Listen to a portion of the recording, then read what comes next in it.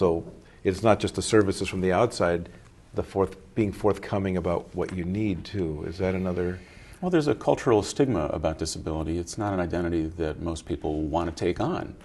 That is, unless they want one of those blue parking placards, in which case, hello, yeah, right. They're glad to. Yeah, how to get friends. But that's a real leap to make, is to identify with a disability. And for somebody like me, who has a very clearly significant disability, there's no question about it. Which is why I think it's not even about the word, it's just about the person and what their objective potential and capacity and ability is. And so instead of talking about disabilities, it's really about possibilities. Oh, I like that. Yeah.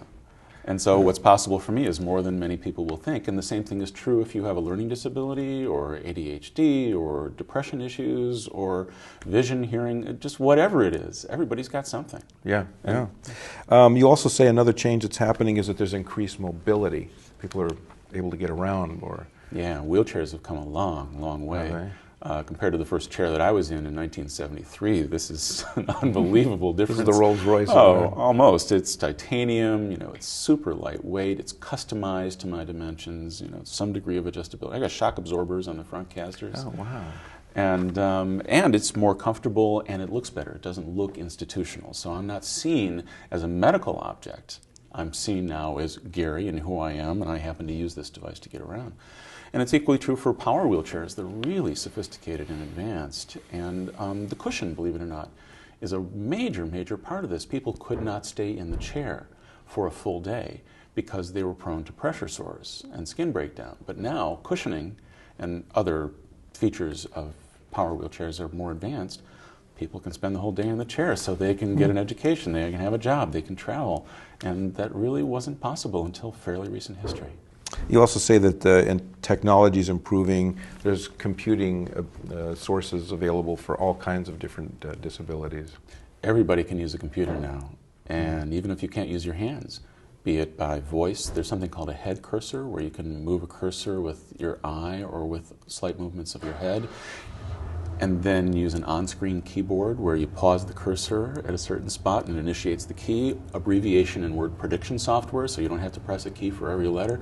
There's an amazing suite of really creative technologies. They weren't there before. That were not there before, and that allow really anybody to use the computer on par with anybody else. You also say that people's attitudes are changing, and this is people that are going after their own potential. In other words, stretching themselves, doing more. I assume this is from the perspective of the person with the disability, so I'm not going to be limited by this. Or what's going on there? Well, I think that anybody with a disability is aware within themselves of what they believe they can do, and they're aware of what's in their way. And in the past, those obstacles were much, much more intense. If you couldn't get in the building, that was a tough thing to overcome. No kidding. And if somebody wasn't willing to give you a job or even let you into school.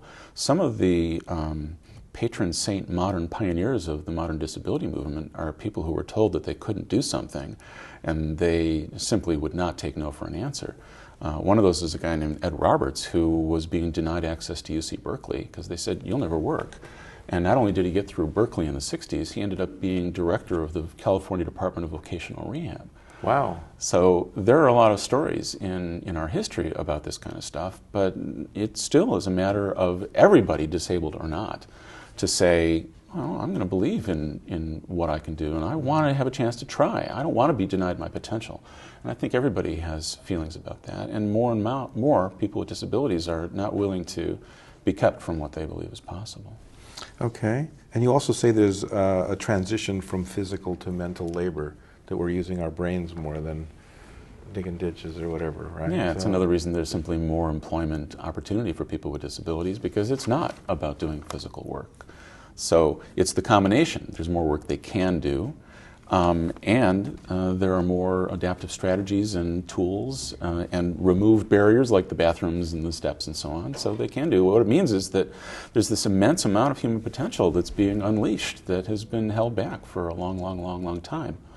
But in general, our culture, and the work culture included, isn't up to speed on the story. We have very deep-set stereotypes and cultural beliefs. You're coming right into the next question I was going to ask you. What are some of the assumptions that maybe we're making progress on, but some false assumptions that are out there that Well, what are some of those? What do we Well, need to tell? it's natural if you don't have a disability to imagine yourself in the situation. Somebody would project themselves in my position, have to use a wheelchair all the time, or not being able to see, or not being able to hear. And from that perspective, it makes sense to think, oh, that would really be hard, and I don't know if I'd want to do that, and what would be possible, and I'd be giving up so much. But when you're inside the experience, it's not like that at all. Because suddenly it's not a choice anymore. Now the choice is, am I going to live or am I not going to live? And you start to find out, well, how do people do things like this? And the assumption just turns out not to be true. The possibilities are much, much greater than you imagine. There are other stereotypes, like the idea that you are dependent on other people, that you need help all the time, and that generally is not as true as people think. I really need very little assistance from people. Once in a while I ask somebody in the supermarket to reach something on a high shelf. But there have been plenty of people who can walk that I can reach just as high as. The idea that disability is either a very tragic thing that is so life-limiting and painful, which if you acquire a disability, sure, there's an adjustment process, there's grieving that people go through, but that's an initial period. So another mistake the culture makes is not understanding how common it is that we bring whatever coping tools to bear and get through that and really choose to live. That is what happens. And it doesn't take a rare, heroic, special person to do it, because that's the other side of the stereotype. You're either a tragic figure or you're this heroic figure, which is an unfair standard to set somebody to. So I imagine the interviewer who has somebody with a visible disability in front of them, and that interviewer is thinking in their minds, well, are they this incredible, amazing, special person that's going to be able to do this? Rather than, oh, I understand, in this modern day, disability is something we adapt to. There are lots of tools and strategies that I may not yet understand, but the main thing is, who is this person? What are their passions? What are their abilities? What can they contribute to my organization? How well are they going to connect with other people working with them as a partner in the goals of our business? And that's what counts way more than any, so-called disability. Now, in fact, you've brought along a clip that we're going to show. Maybe give us a quick introduction of somebody that did make quite a leap from what he thought situation was to where he ended up. So tell us what we're going to see here. Well, here's a gentleman who is an architect, and he uses a wheelchair. And as he'll say, when he was starting off, people were really doubtful about whether he'd be able to get on the construction site, and he found a way. He did. Okay, so why don't we show that short clip? And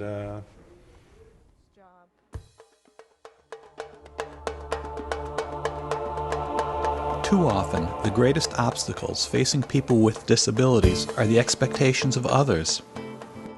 A lot of people, my instructors in high school and others, assumed that I would be able to do all the office work, drafting, design, and everything associated with architectural projects just fine, but that I'd need to have somebody else go to the job sites and look at the construction to make sure that it's being done right.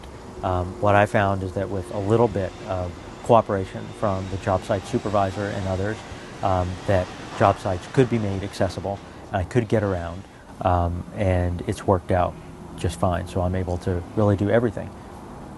Sent it again. that's pretty inspiring. Did you have another comment about what we just saw? Yeah, so you see it was this willingness to find out whether or not they could adapt the site so that he could do it. That willingness to go that next measure of effort, and most of the time people find out that, gosh, there is a way to make this work, and so you don't have to specially accommodate somebody by sending somebody else to the website, to the work site. He was actually able to do it. That's pretty impressive. Yeah. Let's talk just a little bit about ergonomics. Maybe some people haven't even heard the term. Tell us what ergonomics is, and if there's a few tips you can put out there where people might not injure themselves with repetitive type of strain. But ergonomics. Ergonomics is about the relationship of our body to work. That's the generic term. And to me, it's about comfort. And when you're comfortable at work, you're not injuring yourself because you're not overusing the tissues of your body. And what's hard for people to grasp is that we can be injured, even seriously, sitting down doing small movements. Yes. That's a stretch, instead of having a crate fall on you or something like that. So, but it is true. Limited postures, continuous movement under a lot of stress without variety of posture, and having to continuously hold your muscles, Bracing. carrying yourself on your desk, leaning forward and jutting your chin. There's a whole array of things that we do at work, which are the reasons why everybody watching understands there's an epidemic of eye strain and neck and shoulder strain and back strain, and a lot of people have sore wrists and so on.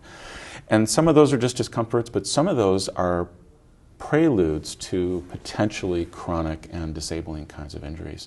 So it really is important for people to learn about the optimal relationship of their body to keyboard and monitor, and not to be twisting and stretching and leaning and carrying, and to learn what those knobs and paddles and buttons on the chair are for, and to be relaxed and comfortable and have variety of movement. Those are the things that I do in consultation with people, is to help them learn how to arrange everything and use their workstation in that way, so you won't be in pain.